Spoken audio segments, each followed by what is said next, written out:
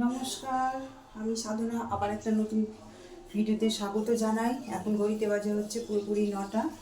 তো সকালবেলা ঘুম থেকে উঠে বাসি কাজ সারলাম, তারপরে স্নান টান করে ফুল এনে পুজো করলাম।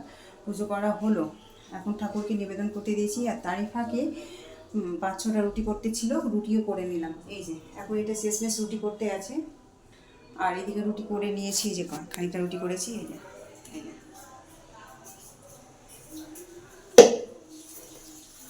এই ঠাকুরের নিবেদনটা হয়ে যাবে, আর তার মাঝে রুটিটা করা হয়ে গেল। আর তারপরে তো আবার রান্না আছে, আজকে বৃহস্পতিবার, পুজো করতে তো অনেকটাই দেরি হলো আর কি। তো আর বৃহস্পতিবার দেরিও হয়, তো আজকে করবো হচ্ছে মসুর ডাল। থাকবে এখানে।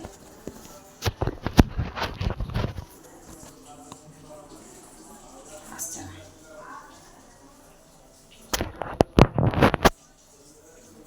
তো যাই হোক, আজকে মসুর ডাল করবো, মিশানো সবজি করবো। রাত্রে যে এনেছিল না, ভিন্ডি, মিষ্টি কুমড়ো, পুঁই শাক, বেগুন সব কিছু দিয়েছিল। তো পেঁপে ফোড়ন দিয়ে একটা মিশানো সবজি হবে, মুসুর ডাল হবে।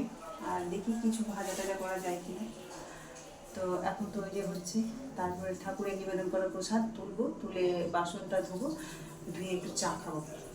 চা খেয়ে তারপরে রান্নায় আসবো। এখন মিটি পড়তে বসেছে।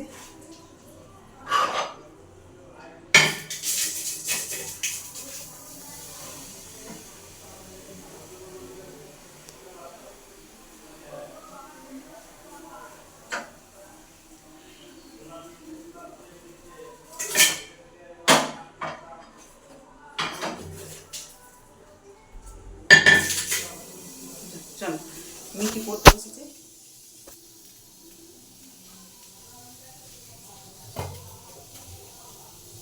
এখন সবটাই ধুতে হবে, এগুলো আমি সে ঠাকাঠাকি করে দিয়েছি। চলো,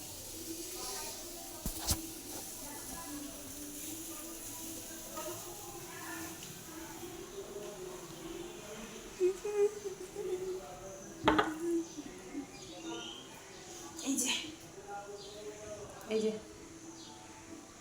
পুজো করলাম, এখন প্রসাদগুলো তুলবো, তুলে বাসনগুলো ধুবো। চলো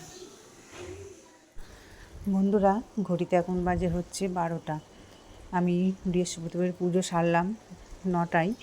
আর তারপরে আমার কাকার মেয়ে ফোন করেছিল যে আমার একটা ভাইয়ের বউ, নিজেরই কাকার ছেলের বউ আর কি, কাকার তো ছেলে বউ, হ্যাঁ, তো ভাই বউ খুব সিরিয়াস কয়দিন থেকেই আছে, হসপিটালে ভর্তি ছিল।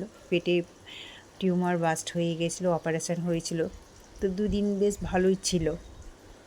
আবার সকালবেলা হঠাৎই শুনলাম নাকি যে কেউ বলছে নেই, আর কেউ বলছে খুব সিরিয়াস। তো এই কথা শুনে আমি আর থাকতে পারলাম না, আমি বেরিয়ে পড়লাম, আমি আর আমার মেয়েকে সঙ্গে করে।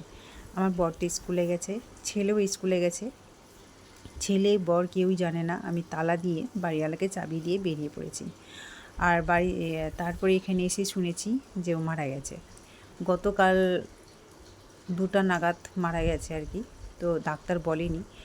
তো সেই হিসেবে রাত 2টোই ধরতে হবে। সকাল থেকেই তোড়জোড় শুরু হয়েছে, কোনো সাড়া শব্দ নেই।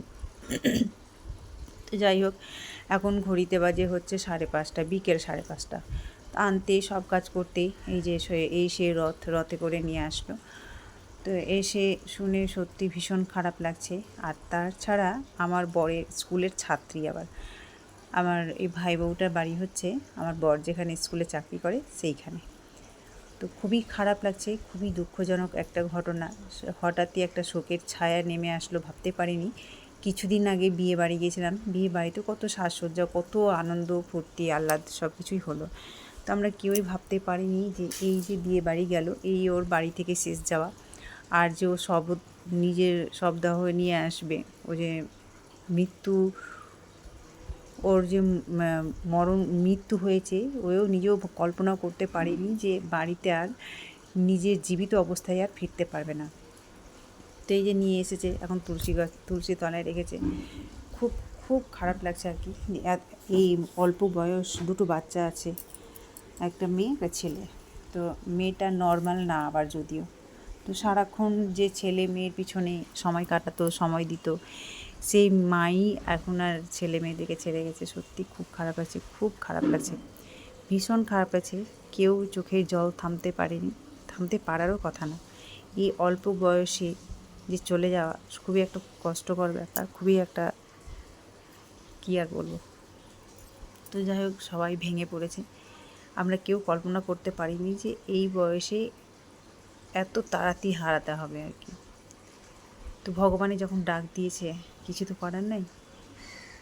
তো ওই যে হসপিটাল থেকে নিয়ে এসে এখন তুলসী মঞ্চের সামনে আছি।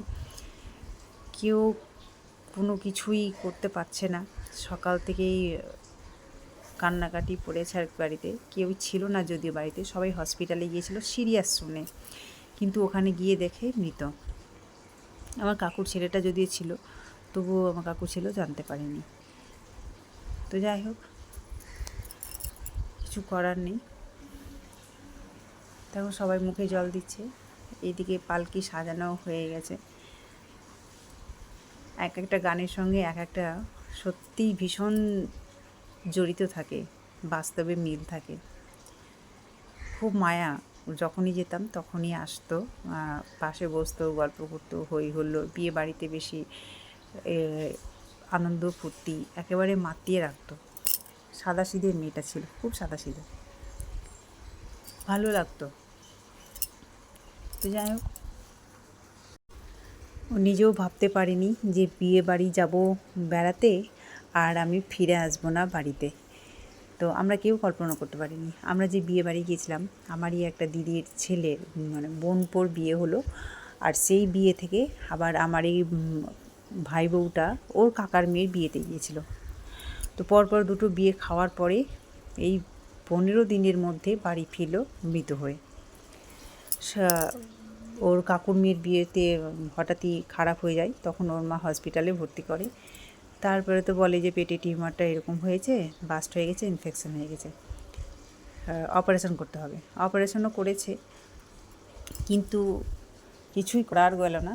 তো যাই হোক, এই যে আমার ভাই শেষ সিঁদুর পরিয়ে দিচ্ছে, যেমন বিয়েতে পড়েছিল। তো যাই হোক, ভিডিওটা আর আমি বাড়ালাম না।